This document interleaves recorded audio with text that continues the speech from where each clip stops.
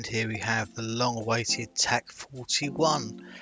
We were lucky enough to get a couple of advanced copies from Silverback. Here's the most important part of the manual, can't stress it enough. But let's get into the rifle. Now the first thing I notice is RTFM. Read the fantastic manual. And Silverback have been very clever in that you need to read the manual first in order to set the rifle up. There's no excuse to not see this manual. We'll show you why in a second. But as you can see, very clear pictures, very easy to read. And on here you'll have all the quick links to their YouTube channel for guides. And here is the gas blowback hop-up unit. So any barrel you like can be used and buck in the future. So as you can see, this is the black polymer version. The colours available at launch will be FDE, OD, black and wolf grey. This is the bolt. To get this in, we need to pull the trigger back to lower the sear. Then this slides straight in like so. Now in here is where you need to read the manual, because under this sticker is a very important piece. This is where they've put the spring guide stopper. We also get 3 buttstock extensions, so you can take these out, and there we have the TAC-41 patch, which is like a Bitcoin for airsofters these days. Now just get the box out of the way and we can start to look into this rifle.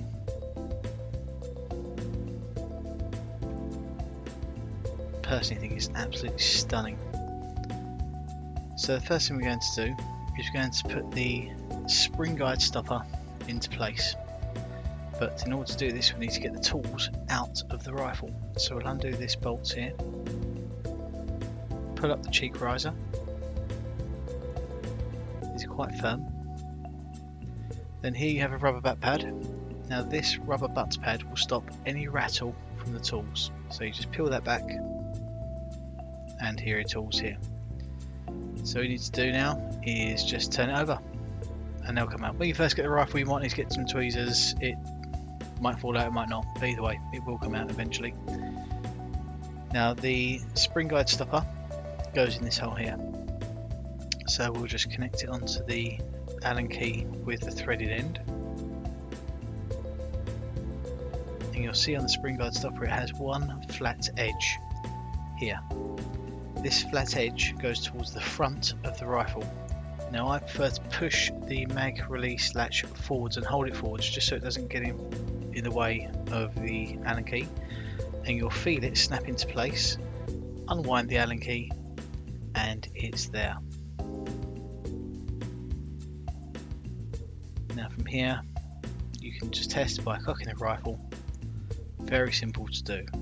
Such a light pull on these rifles. A 500 FPS rifle can be done with a single finger. But what we're going to do now is we're going to take it apart and we can show you how to get into the cylinder to change your spring and your piston if need be.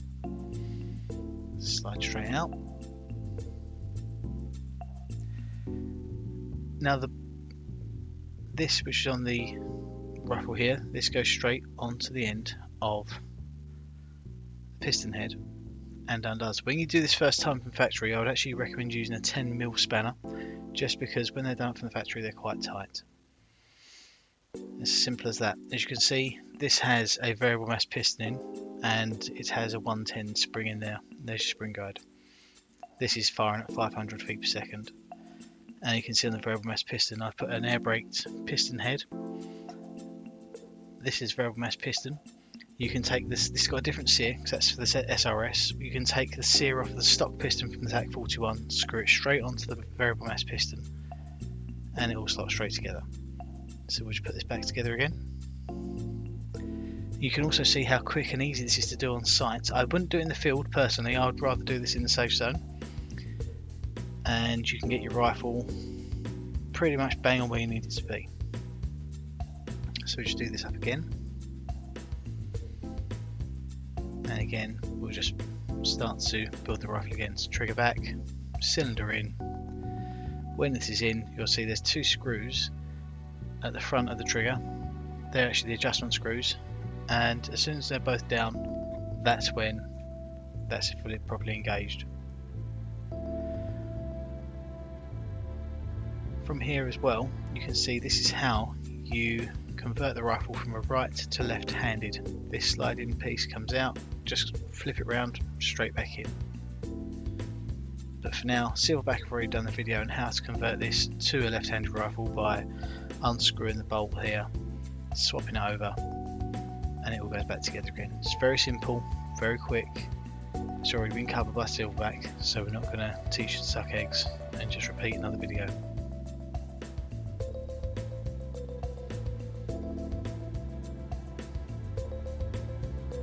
See here the screws. As soon as that screws down, it's ready to go. Stopper goes in. We'll just make sure that it's done up properly. Mag catch forwards, flat edge towards the front of the rifle. Spin it in any way and you'll feel it click. And just push it down a little bit. You have to push down as you're doing it, and you'll feel it click, and then that's it. You can undo it. That's in place. And then once you've taken this out, you can just cock it back to make sure that it's properly done. That's how simple a 500 feet per second rifle is to cock with a TAC-41. It is simple, single digit pull. It's fantastic, such a great rifle.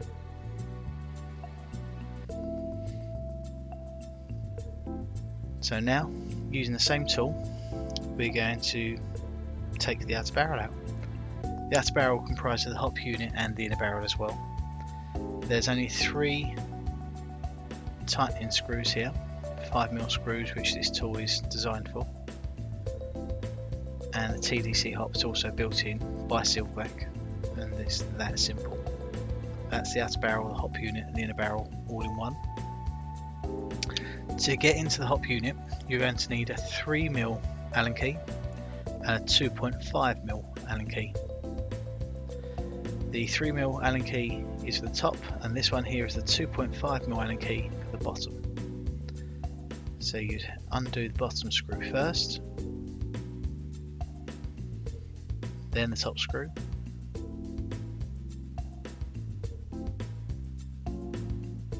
Once that's done, you can then lift the adjustment wheel up. In here you'll see that there's the red, that's the nub, and the other one is a silver ball, which is a clicker. Now this should fall out.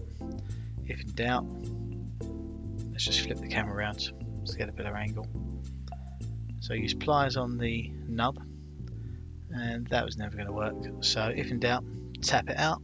There it is there. Don't lose that. Make sure that you do this in an enclosed environment. So instead of taking out the barrel, I've just got a spare hop unit here to show you. So this is how it's built. So you've got the red BB stopper with a spring and then the top cap. When you take this out, the hop unit goes from, you have to push from the front of the barrel, it'll slide out the back. For God's sake, make sure you put your thumb over this red BB stopper, otherwise it will ping off and you have to find it. The rifle won't work properly without it. So just to give you a demonstration of how to build the barrel, I'm going to get a Mark 23 barrel. It's nice and short, it's just easier to show than having to wave this dirty long barrel around everywhere. So that you have the bucking on the barrel, then you have the O-ring that slides down the barrel and actually centralizes it in the hop unit as well. So you see I'm just doing a quick rough job on this, just so you can give you a rough example of how to build the hop unit. This is the AEG hop unit, and the first edition Silverback TAC-41 comes with an AEG barrel and bucking. Personally, I think they're fantastic, but Silverback are bringing out a gas blowback style hop unit, so you can use umbrage barrels, VSR style barrels, buckings, etc. So the BB stopper goes in, then the spring, then the top. As I'm pointing out here, when it comes out, again, keep your thumb over that red BB stopper. When you put this back into the barrel, it will look like this. So the first thing we'll do is get the captive ball. Actually, there's a step I've missed. There are 2 screws on the sides as well that secure the hop unit to the barrel.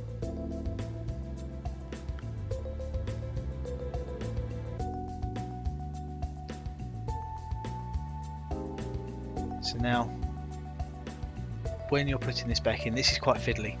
As you can see, I'm going to try and lift it in there, but it was having none of that. So this is where the pliers come out. Just carefully manipulate it into place, and it just sits there quite neatly. The nub, you'll see, has got a concave end. The concave end goes into the bucking.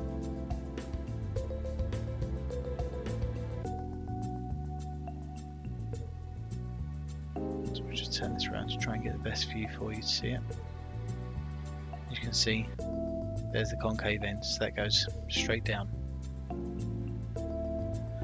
Performance out of this TDC is absolutely jaw-dropping from the moment you open the rifle. Stock spring, fresh rifle out the box. I even tried a .48 gram BB. It was doing 1.2 joules and we were still hitting 60 meters. It was on full hop, but it gives you an idea of just the potential of this rifle is huge. So now just going to do the 3mm screw at the top of the wheel. Once the wheel's in place, obviously, then the 3mm screw goes in. Turn it over, and then the 2.5mm screw goes in. It's a very simple design, very effective. The whole rifle there's so much thought been put into this to make it as simple to maintain. Yet the performance is amazing. I can't say it enough. And then what we're going to do is put the barrel straight back in. The stock barrel is a 510mm barrel. There are other 510mm styles barrel. You've got fluted, spiraled and triangular. They also do a mid-range, which is a 420mm external barrel, and then you've got the short barrels, which are 330mm. All the same style, so all 3 styles: fluted, spiraled and triangular. Safety's at the back there as well. Not that many people use that. When you put the tool back, I find it easier to put it back this way, just because it falls out easy when you need it. The rubber butt pad goes back on, just pushes straight down, stops any rattle. There's 0 rattle from these tools. The other Allen key that's in there is used to adjust the trigger, so you've got the preload and the angle. Once this is down, you can then put the cheek rest down, or the cheek riser, and then you have your bolts,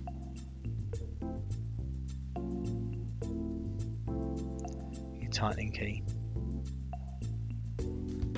and then the nut just on top.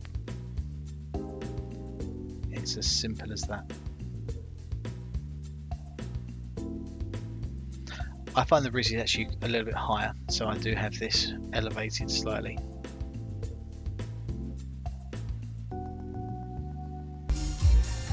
Now the TAC-41 has got a lot of parts that will work straight from the SRS, including the DTSS suppressors. These screw straight onto the barrel, no shimming, no mucking about, and they do work very well at deadening the noise.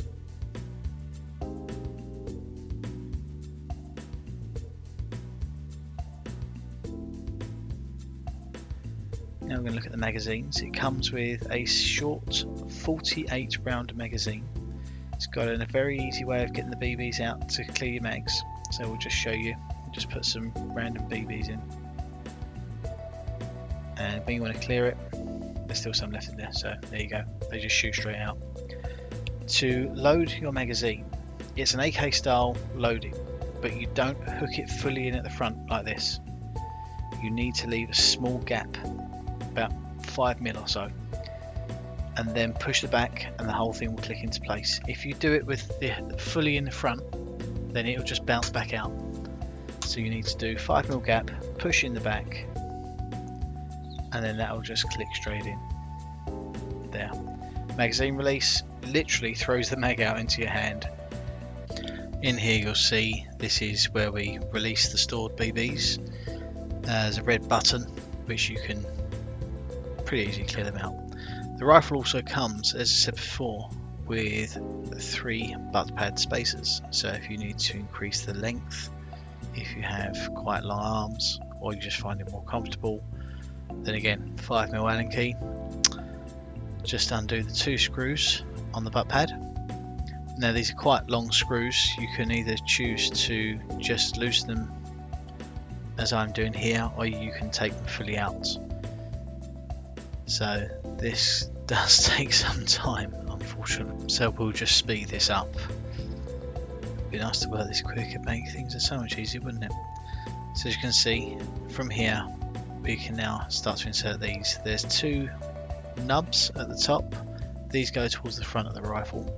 So bottom in first, then the front, and you'll feel it click as well, those 2 nubs at the top.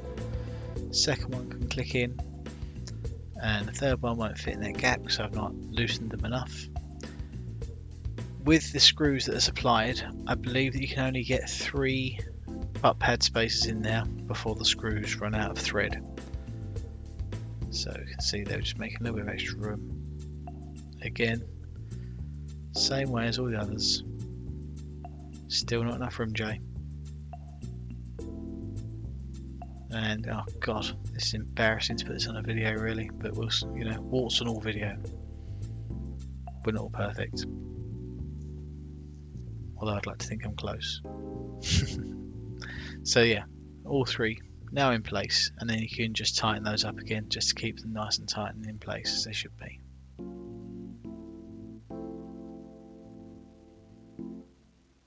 As I say, these are included in the rifle. The TAC-41 is available to pre-order now. 5th of July is when they're going to be released. The other addition that I thoroughly recommend is the Vortex Crossfire 2 crossbow scope coming up here, just so you can see where those BBs are flying off to. Thank you very much for watching.